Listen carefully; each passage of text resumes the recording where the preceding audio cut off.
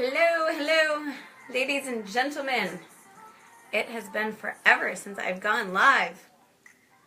So I figured, why not today? I'm exhausted. I don't know if any of you guys have doggies, but Blingsley got his vaccine shots this weekend, and it did not go so well. I totally forgot to tell them to give him Benadryl. They usually do it anyways.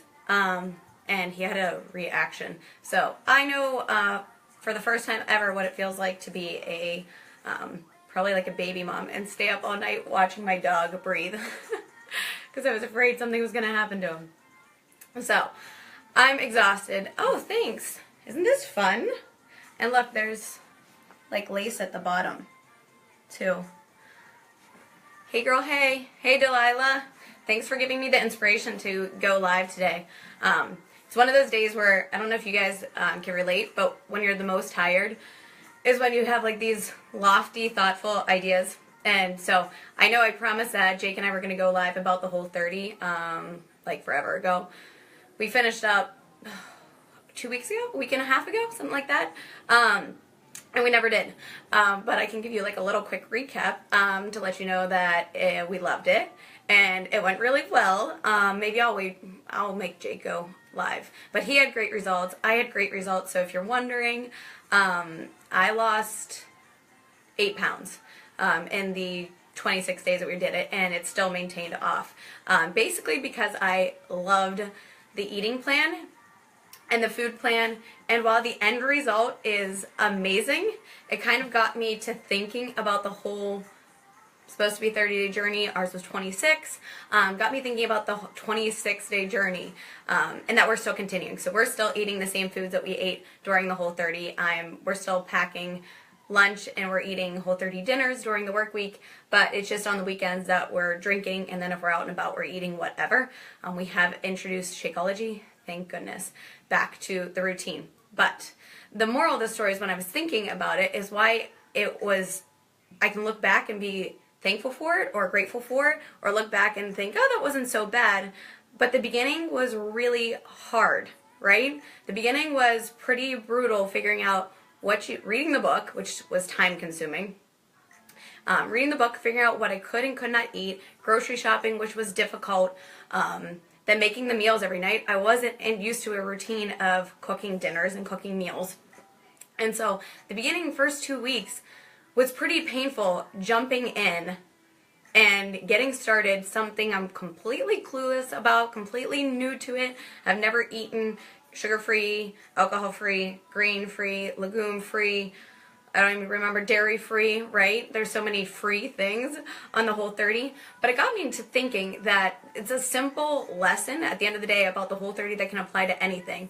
And it's the fact that changing blank is not easy, right? Changing your life is not easy. Changing your health is not easy. Changing your finances is not easy. Changing your eating habits, however that may be, is not easy. But anything worth doing is just not going to be easy, you guys. I was thinking about this in the fact that most people probably look at my business possibly from, Facebook or pictures on Instagram and think like, oh my goodness, how is she achieving this? She just does it easily. It's so effortless for her. I made a post about this on Friday. People definitely messaged me and mentioned, like, it looks like it comes so easy to you. How have you been able to do all this? So on and so on. And at the end, you guys, the end of the day, it's not easy. It is hard work. It is hard work to stick to the Whole30, to have the determination to get it done, the determination to follow through on what you said you were going to do, which is a application to business 100%, right? When you sign up, whatever business it may be, or start your own business, for us, it's just simple $55 to sign up as a distributor. And from there, you technically have your own business. You are the CEO. And you, on that day, make a promise to yourself that you're going to achieve or go after X, Y, and Z, right? You're signing up for a purpose, and you're going to go after that purpose. And it's really hard in the middle of it and going through it to stick to your guns and keep doing the little steps that add up to great results, right? Just like the Whole30 day 1 counted just as much as day 22, right? the day you sign up in your business is just as important as to me 4 months in. It's going to be just as important to me a year from now. It's going to be just as important 2 years from now, 3 years from now, right? The importance is in the little steps, and they are not easy. And you're definitely, there's going to be failure, right?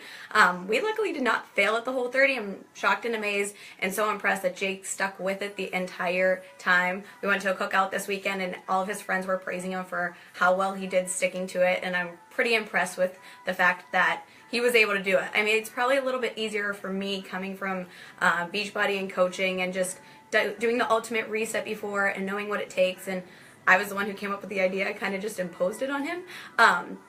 But I'm pretty impressed with that. But you're not always going to be 100% successful, right? I've done entrepreneurship before, and it hasn't always gone the way this one has gone.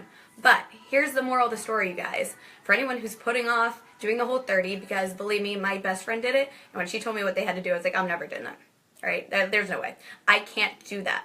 There's no way I can give up my alcohol or my drinks or my nachos that we go and get on the weekends. But here's the point. If you tell yourself that you can't do it before you even start, you're right. You're 100% right. If you tell yourself, I can't do that, then you're right. I can't do that.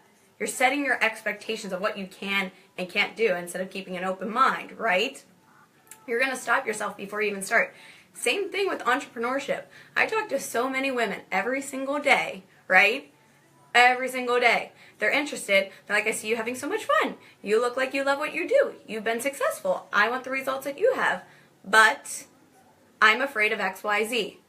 They're letting the fear of what could happen stop them from seeing what could happen in a great way. Same with doing a Whole30. I was like, I'm not doing that. It doesn't matter what results you tell me I'm going to get. I'm not doing that. Until eventually I caved, like, I think we saw them in... Yeah, I guess I caved like 2 months later. And I was like, all right, we're doing this because I want those results. I want to feel like that. And I will tell you guys, I feel so much better. Gluten, I have learned, is not my friend. We will now be a gluten-free house. Gluten is the enemy and gives me a literal rock-like pain in my abdomen. It's so painful. And I had it before. Jake's like, but you never got that. I was like, oh, I got it. I just didn't know what it was from. I didn't know if it was the dairy, I didn't know if it was the gluten, I didn't know, could be so many things. So, just so you know, but I feel so much better at the end of it, right? We already know I can't eat dairy, so I'm not bringing dairy back, and I'm not buying it, so the only way Jake's gonna get it is when we go out to dinner. So, there's certain things that I learned from it that will make me stronger and well adapt to go forward. The point there is you have to face the fear of what could happen in order to learn what could happen right or go great or what the lesson and the moral of the story is, right? It may not go as expected, for better or for worse.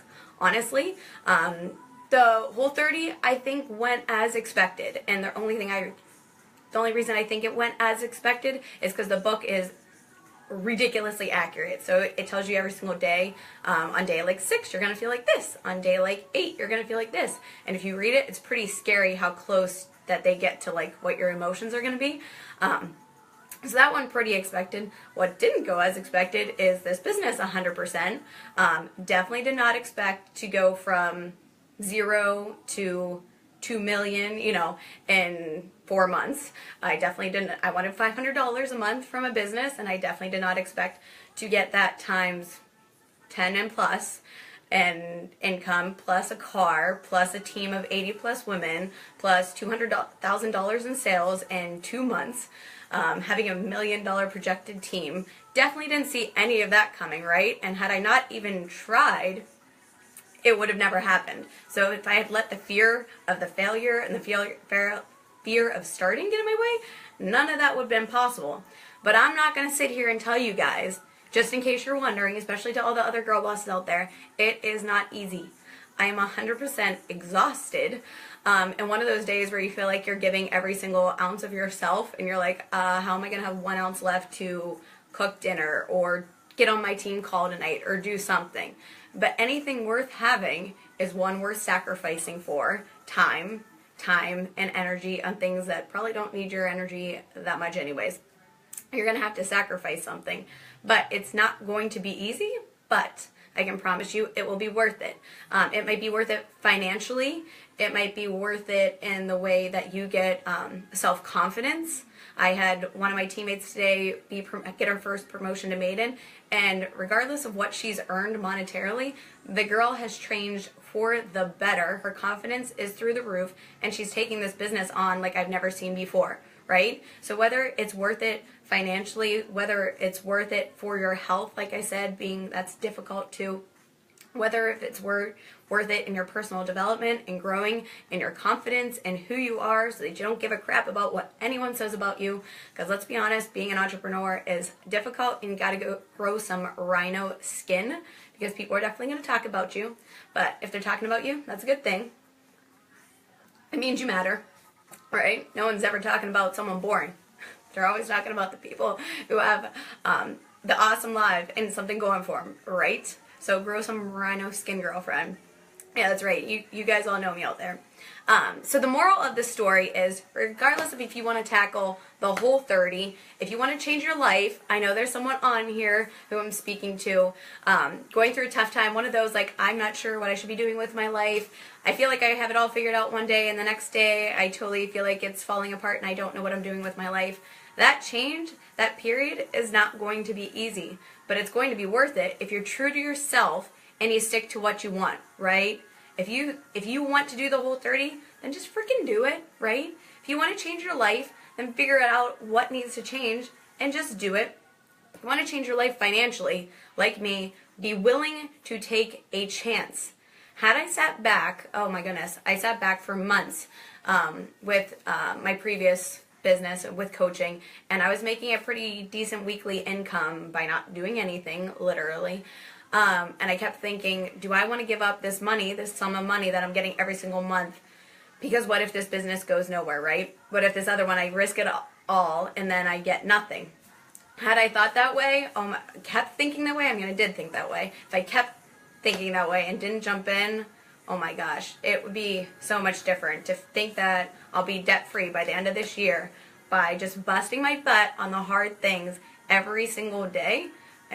You can change your life, right? You have the power to do it. If you know what you want to do, you're willing to look fear in the face, and you're willing to get comfortable getting uncomfortable. Leaving that comfort zone is going to be a requirement if you want to change anything in your life. It required me to get uncomfortable going to the grocery store and reading every freaking label on the back of a can or a box or whatever. I started ordering my groceries online. If any of you guys have heard of Thrive Market, right?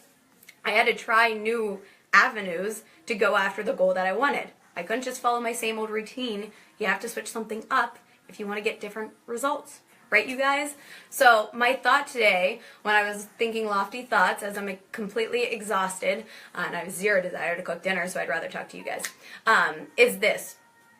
Try something that scares the crap out of you, that's risky, or that you're afraid of. Just try one thing. It could be something simple. It could be something eating sugar-free for a week, right? Sounds silly, but maybe taking out alcohol from your diet in the summer, which is probably the hardest season, for 2 weeks or something like that, right? Try something little. Start with baby steps. If you're not willing to risk the whole kahuna and jump into whatever you've been thinking about, new workout routine, right? To change your self-confidence. There's all kinds of things that you could want to do. Travel to a new state. Go somewhere by yourself. I know that's scary for a lot of people, is going to like a restaurant and eating dinner by yourself. I have no trouble doing that because I like food. But I know that's weird for a lot of people. So if it's something little like that, just be willing to get uncomfortable. And I can guarantee you, if you're willing to get uncomfortable, when you get that feeling in your stomach, that you know what I mean. That feeling that you're like, ugh, this feels so awkward, it feels so weird. Be willing to do those things. You're going to grow and you're going to learn from them, and it's going to get easier. But today's moral of the story, as I drink my LaCroix, because we're no longer drinking alcohol during the week. Some habits die hard, so that was one that we took from the Whole 30, is that we won't drink during the work week. But be willing to do something uncomfortable. You never know what's going to be on the other side. So hopefully you guys found some, interest in that. I would love to go live for you guys about the Whole 30. Jake's going to be in San Francisco for the rest of the week, so it's not going to be this week. which is awesome because that means I don't have to cook all the time because I'm willing to eat whatever, like frozen vegetables from the freezer with olive oil, and that can be dinner. I could care less about cooking. I'd rather work my business. But when the big man's around, got to do some cooking, right? I'm sure you guys feel me. All right, you guys, have a great night. I need to go into the kitchen and cook the last dinner of the week. Have a great week, you guys, and I will talk to you soon.